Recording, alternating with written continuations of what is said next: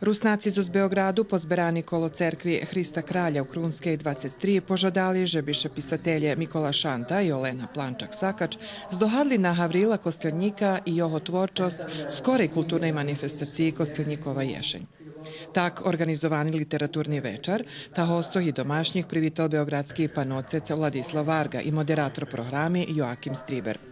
Na život Havrila Kostelnika prisutnih zdohadnul pisatelj Mikola Šanta, a o idilskim vencu bešadovala poetesa Olena Plančak-Sakač.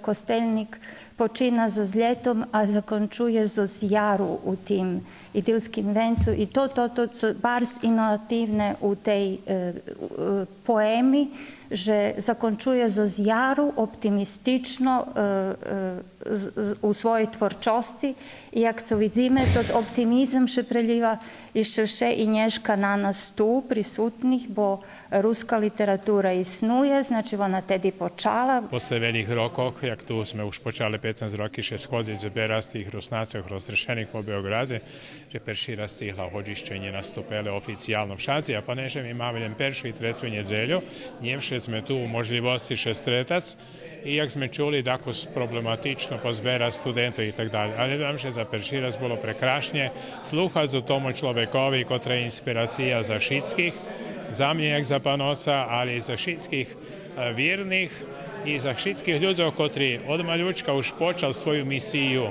Na literaturnim večare učestvoval i Jovgen Nać, kotri špival pisnji Havrila Kostelnika.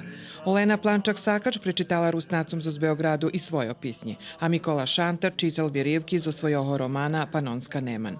Pri koncu sretnuca mohliše do bešedi uključic i domašnji. Večar predluženi z muziku i druženjom.